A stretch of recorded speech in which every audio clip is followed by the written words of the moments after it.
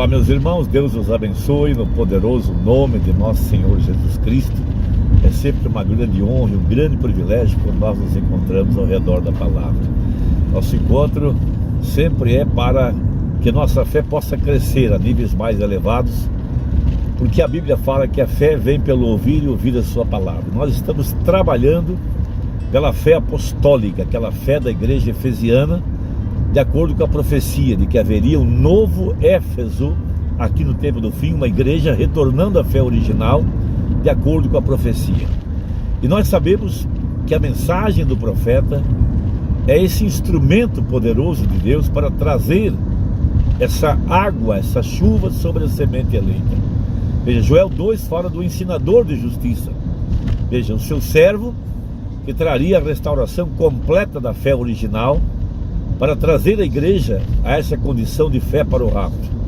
Então, a Bíblia fala da chuva temporã e a chuva seródia, como nós já meditamos em outros encontros nossos. A temporã foi a chuva que caiu na semeadura, em ordem.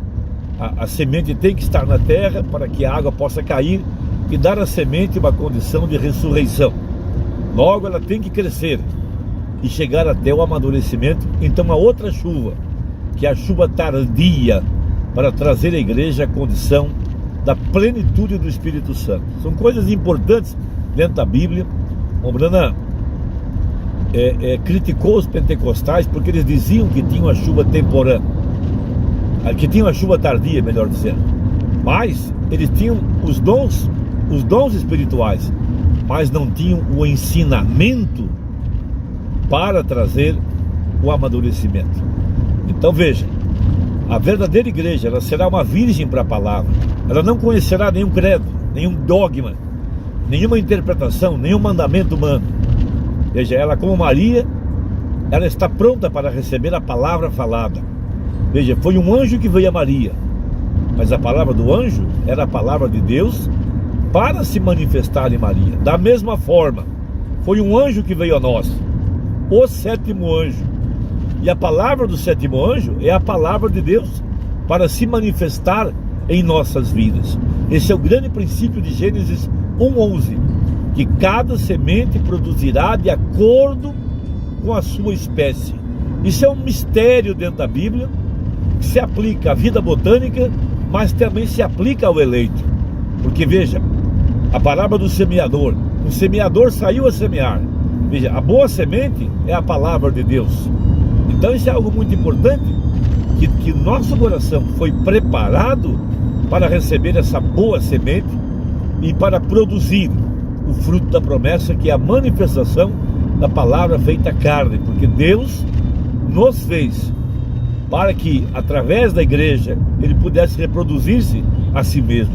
Veja, agora temos uma pequena escritura muito importante do livro de São João, verso 19, capítulo 5, verso 19, sobre o tema.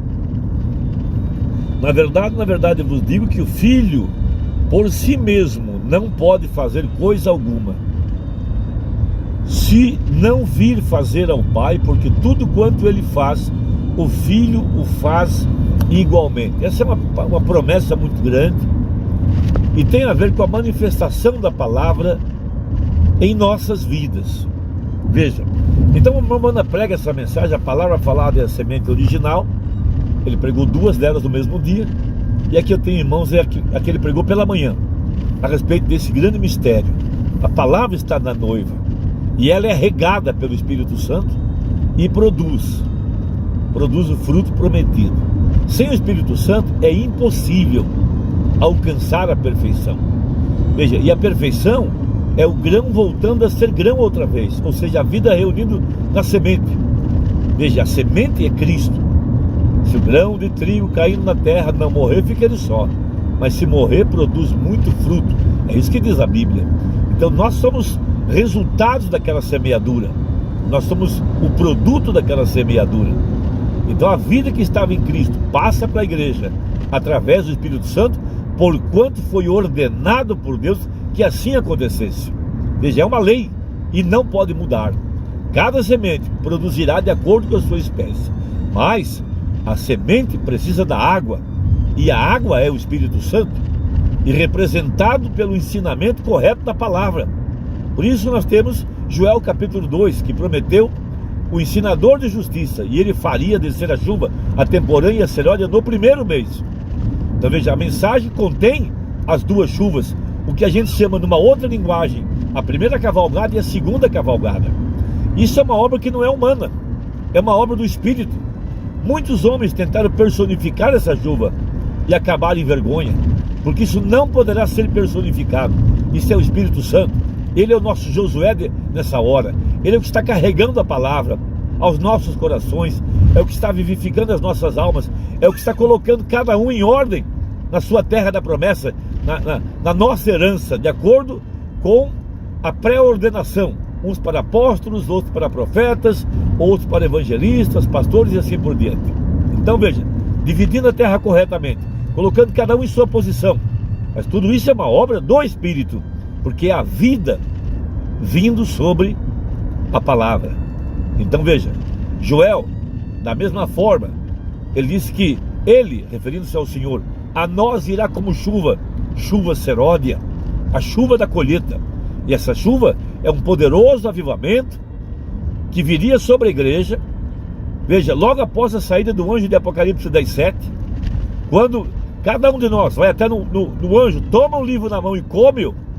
Veja, e aquele ensinamento que está na palavra entra para os nossos corações e ele produz essa chuva para trazer a colheita, para trazer a igreja ao amadurecimento. Veja, essa voz, a voz da ressurreição, a voz do arcanjo que sai de dentro da mensagem. Veja, minhas palavras são espírito e vida.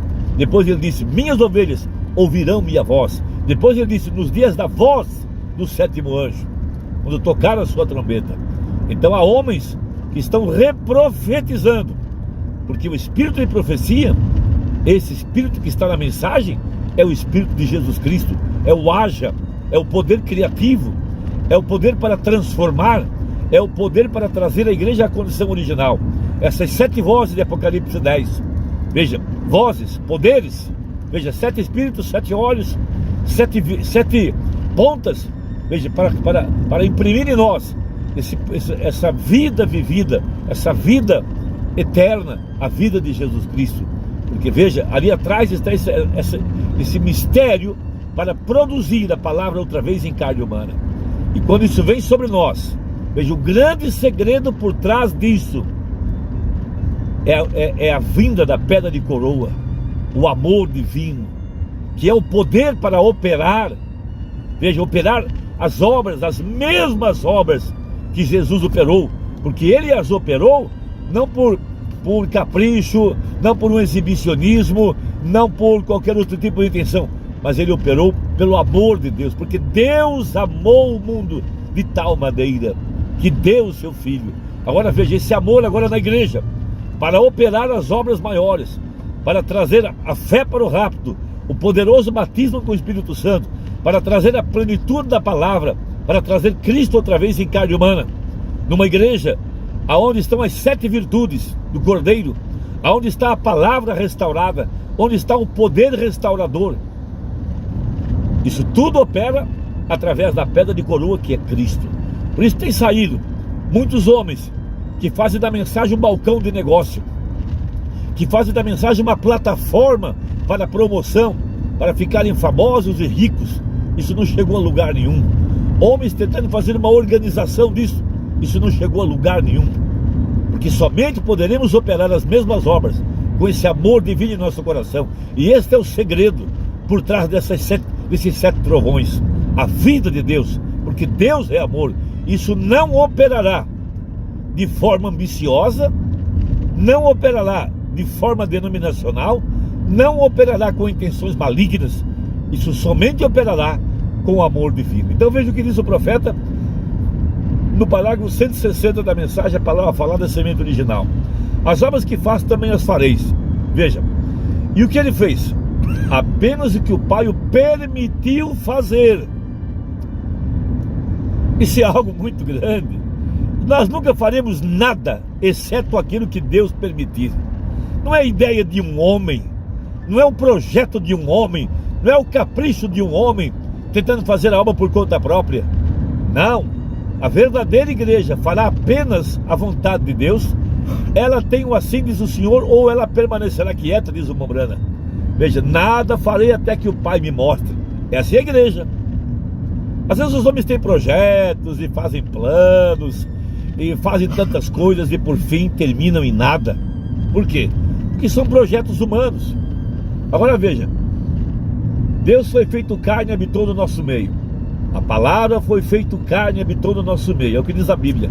A palavra falada de Deus através de uma virgem trouxe um corpo, e naquele corpo veio água, sangue e espírito, e lavou pela água da palavra, e então entrou nele, e habitou nele, e ali chegou a vida de Deus, se manifestando através de Cristo. Deus estava em Cristo, o ungido. Esse mesmo processo dessa água também tem que operar em nossas vidas, a água regando a semente. Veja, Cristo significa ungido, um homem que foi ungido, e Deus habitou nele. O que foi isso? O germe com a carne. Oh, que coisa preciosa essa carne, mas dentro dela está um germe de vida. Quando é que isso foi colocado ali? Desde antes da fundação do mundo. Ele já vem ao mundo com essas 7 virtudes, potencialmente, para se transformar naquilo que é a semente. Cada semente produzirá de acordo com a sua espécie. Não adianta manufaturar, não adianta querer imitar, não adianta querer fazer coisa por conta própria, não vai funcionar. Veja, o ungido, a carne sendo ungida com o Espírito de Deus, produziu a palavra de Deus manifestada. Oh, que coisa gloriosa! E nós ouvimos o único unigênito do Pai, cheio de graça, vem? E ali estava ele, vem? Ele era a palavra manifestada de Deus. E agora ele morreu em ordem para pagar a dívida de sua hibridização. Quando Eva, lá atrás, misturou a palavra com a mentira do diabo. Veja, agora olha que coisa, aí está. O que é isso? Para que você pudesse morrer para consigo mesmo, até que não houvesse nada mais de você e que fosse cheio de sua palavra. Veja, cada um de nós terá que ter o seu Jordão. Não se pode entrar na terra da promessa sem passar pelo Jordão, sem passar por essa morte completamente. Às vezes temos muito capricho humano, muita vontade própria, isso e aquilo. Não, tem que haver uma morte do velho homem. Veja, crendo em sua palavra, então o Espírito Santo que estava nele descesse para regar aquela palavra, para fazê-la crescer. Esta é a verdadeira igreja, é esta que ele está buscando, essa que ele preordenou, essa que ele predestinou. Bem, então o que é isso? Deus manifestando, continuando a obra do seu primogênito, no seu unigênito, bem, que morreu por nossa vida híbrida, para que ele possa nos reconciliar de volta, para sermos filhos e filhas de Deus, que através da igreja possa abraçar a mesma vida, através da palavra, continuando a palavra ser manifestada como ela foi em Cristo. Cristo foi a palavra de Deus manifestada, e ele morreu, deu a sua vida, para que ele pudesse enviar o Espírito e levar o seu corpo para o alto. Oh, que coisa maravilhosa! Esta é a grande verdade para esta hora, é a grande verdade para esta hora. Veja, para que ele pudesse enviar o Espírito, levar o seu corpo para o alto e enviar o Espírito de volta às águas, pagando o preço da redenção. Se nós crermos nisso, aí está isso bem aí.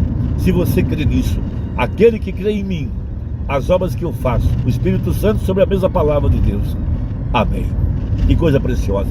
Agora você diz, olha, por que você lança isso sobre a Bíblia então? A Bíblia tem que estar em você. A palavra é a semente, e contanto que ela esteja aqui no papel, ela nada fará.